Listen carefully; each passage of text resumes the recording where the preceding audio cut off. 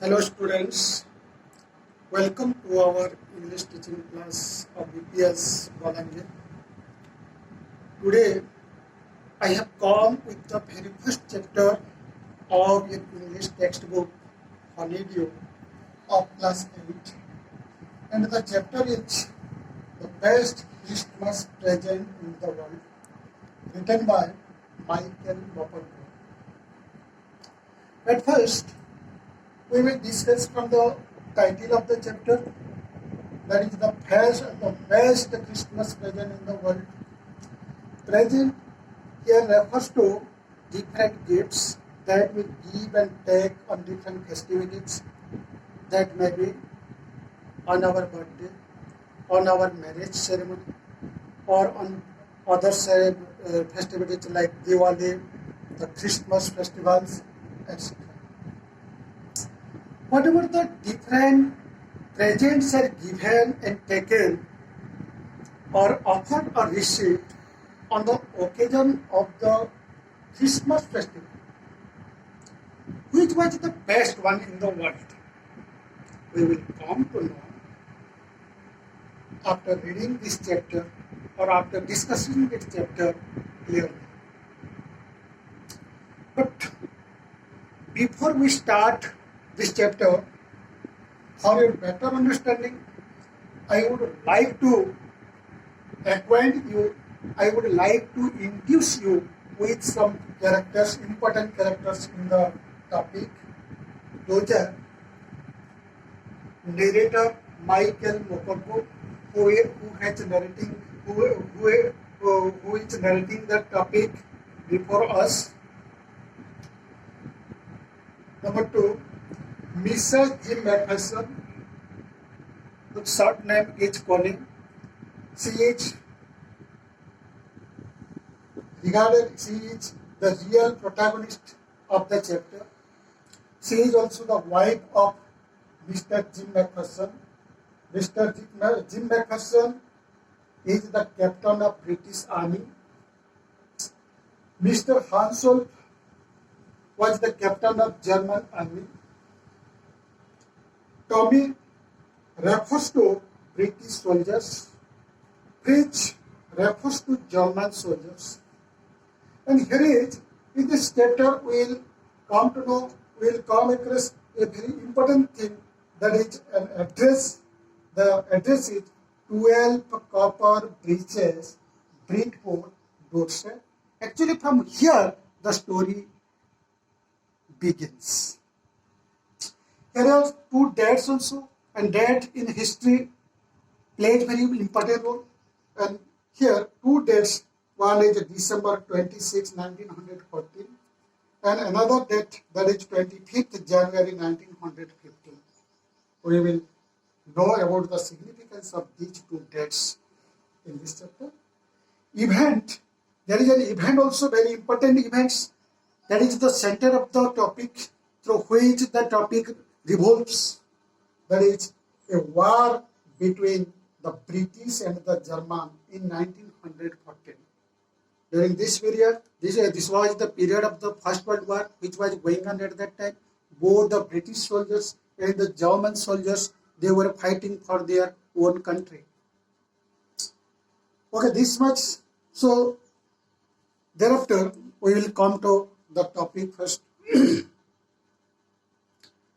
I spotted it in a junk shop in Bridport, a rolled-up desk. The man said it was early 19th century and I had wanted one, but they were far too expensive. This one was in a bad condition.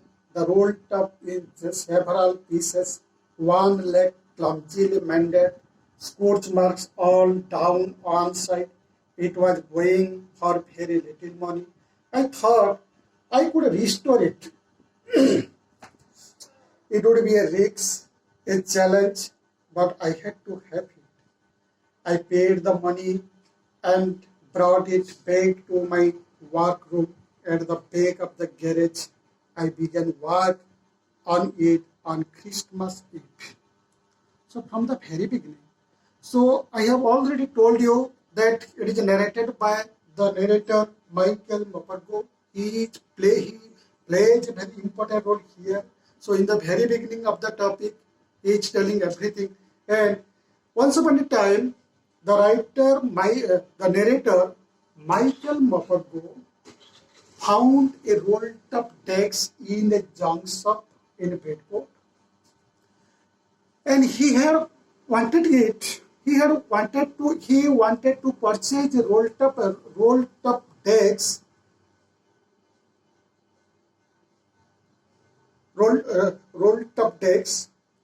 And when he found a rolled up text in a junk shop in Bridgeport, and it was being sold at a very cheap rate, he wanted to purchase it and restore it, taking some risks also, because the rolled up text was not in good condition.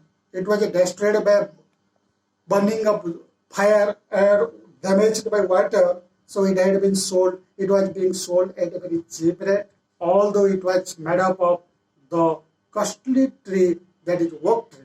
It was not in good condition, so it was being sold at a very cheap rate.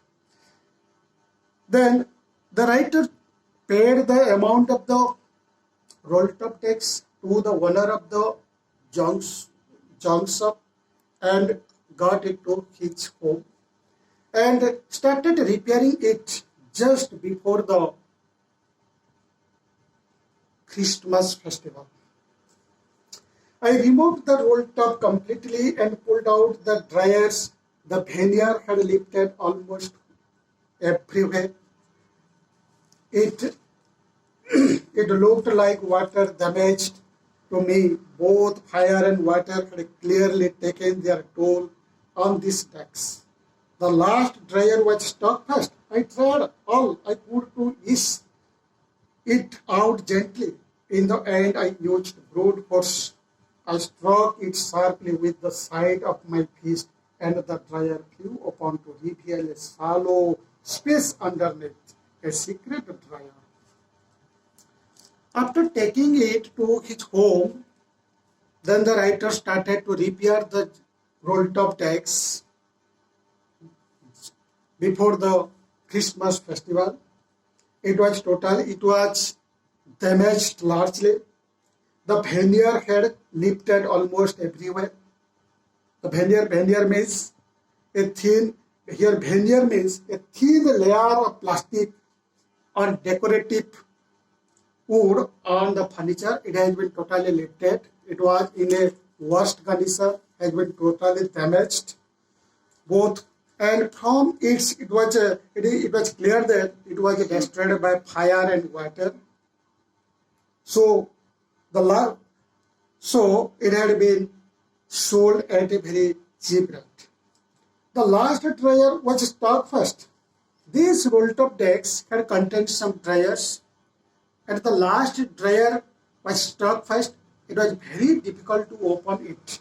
So the writer wanted to open it, but could not so easily. At last, with the help of his hard fist, then he could. The last dryer was struck first. I tried all I could ease it out gently. In the end, I used brute force. I struck it sharply with the side of my fist, and the dryer flew open to reveal a shallow space underneath. Without the rolled top decks had contained some dryers. One of the dryers had struck fast. It was very difficult on the part of the narrator to open it. So with the great hardship he could, or with the help of his fist, he could open it, and under the dryer or within the dryer, inside the dryer, he could found another secret dryer. And in that secret dryer, again, there was a small black tin box. Okay, and here, out a small black tin box, cello taped to the top of it was a piece of lined note paper and written on it in shaky handwriting. When the when the narrator found a small black tin box inside the secret drawer of the drawer, he became astonished because a note, a lined note, just a piece of lined note had been cello-taped on the top of the tin box and written on it in a shaky handwriting, in a trembling handwriting.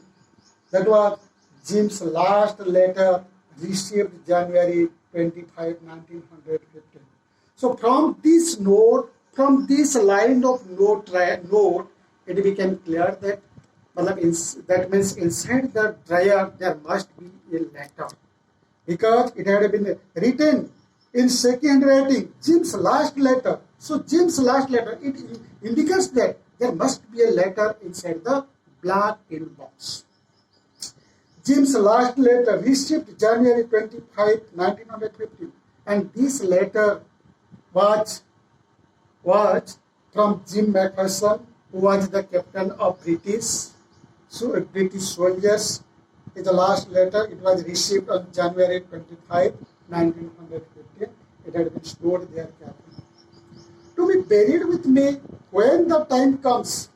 To be buried with me. To be buried with me when the time comes. I knew as I did it that it was wrong of me to open the box, but curiosity got the better of my scruples. It usually does. Here, to be buried with me when the time comes. To be buried with you whenever he will die, that letter would be buried with him. It was indicated. And I knew as I did it that it was wrong of me to open the box. Definitely, it is totally unjustified. It is not justified on the part of a person to open or to express or to interfere in the personal matters of others. So the author felt guilty. So the author felt a lot about it, and accordingly he did not like to, as he thought that it would be unjust, and it would be unjustified. So he did not like to open the black tin box. But his curiosity forced him, but his eagerness forced him to open the black tin box as he had purchased. Now he is the owner of the roll-top tags. So, and secondly, his curiosity, his eagerness pushed him to open the box and to know what sorts of things are available in the or inside the black tin box. Inside the box, there was an envelope. The address read Mrs. Jim McPherson, 12 Copper Bridges, Bridport, Dorset. I took out the letter and unfolded it. It was written in pencil and dated at the top, December 26, 1940. So when the author opened the black tin box, he could found there inside the box. He saw that there was an envelope. He found an envelope. The address read, and an address was written on the surface of the envelope.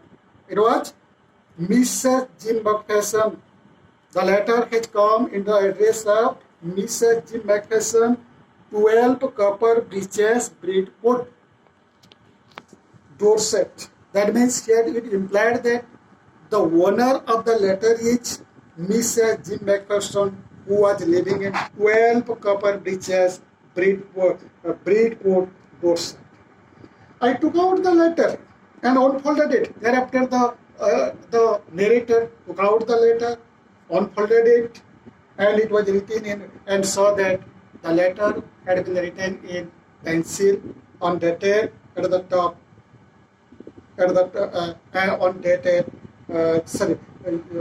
date December 26, 1940. So I have told you here, the importance of two dates. One is December 26, 1914, and another one is 25th January 1950. Okay.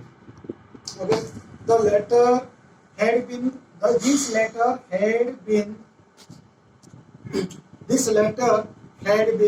written on December 26, 1914. This was the period when the First World War was going on at that time.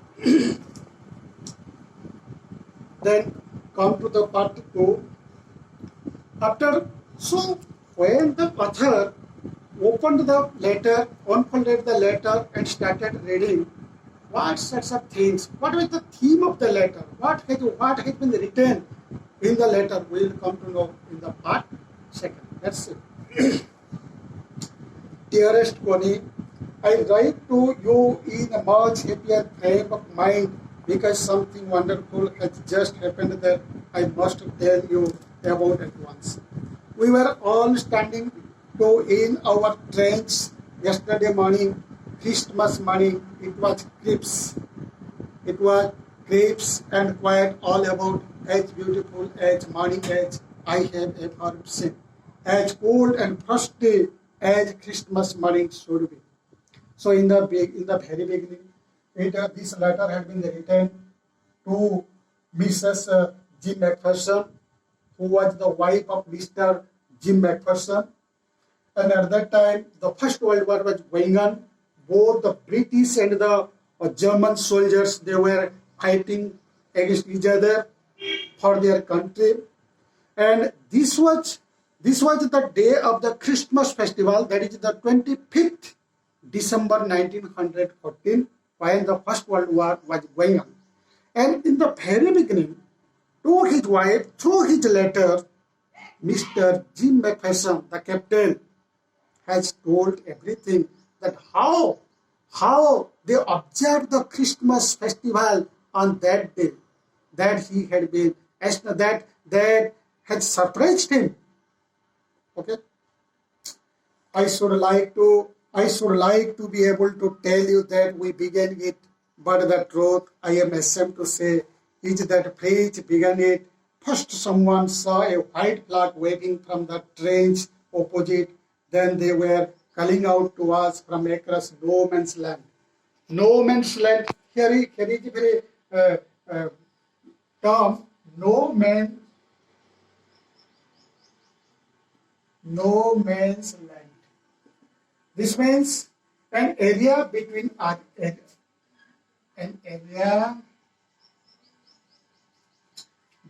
armies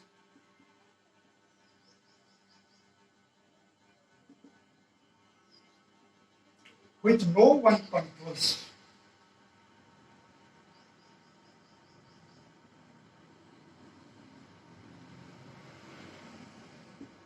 This is known as no man's land.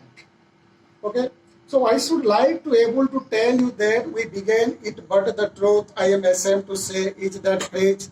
So from the very beginning, I have already, dear students, from the very beginning, I have already told you, Tommy refers to the British soldiers and Fritz refers to the German soldiers. So both were ready in their respective trenches to fight against each other during this period. First, I am ashamed to say is that Fritz began it. First, someone saw a white flag waving from the trench opposite. Then they were calling out to us from across no man's land. In the very beginning, during this crucial period, during this serious period, and that is on the day of the Christmas festival, that is 25th December 1914, one of the French, or that means a German soldier saw first someone saw a white flag waving from the trench opposite. From the opposite sides, a German soldier showed a white flag. White flag, you know, it symbolizes peace. White flag, it symbolizes peace. So, when during the war, when the symbol of peace emerged during this period, it also creates some surprise in the minds of the British soldiers. That is especially in the mind of the Captain Jim McPherson. What is his reaction thereafter? Then they were calling out to us from across no man's land. Heavy No man's land. Matlab here we can say also it is battlefield. It is one such a battlefield also. And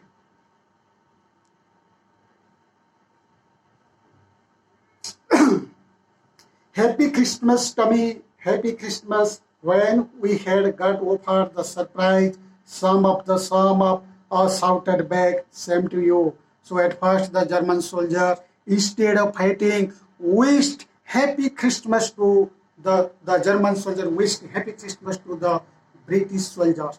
And in reply, the British soldiers also wished the same to them. That means they also wished Happy Christmas to them. Same to you, Fred. Same to you. I thought that would be that. We all did.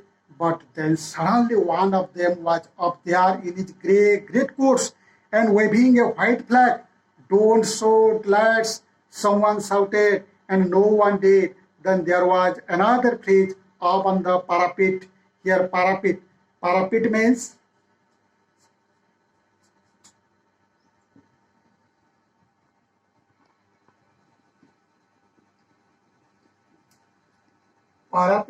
the wall at the side of the trench.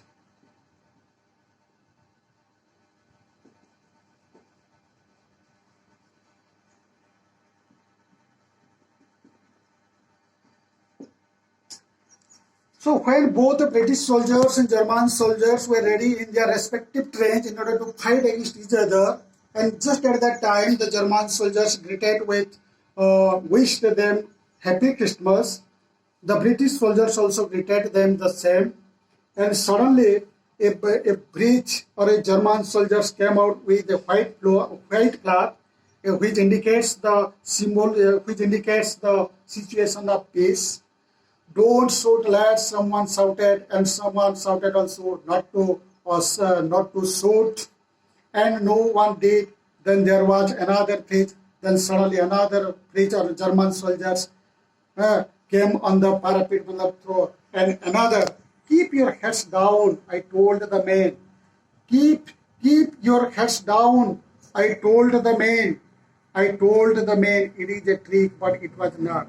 Then asked the captain, well, no doubt, this situation was first created by the German soldiers, not from the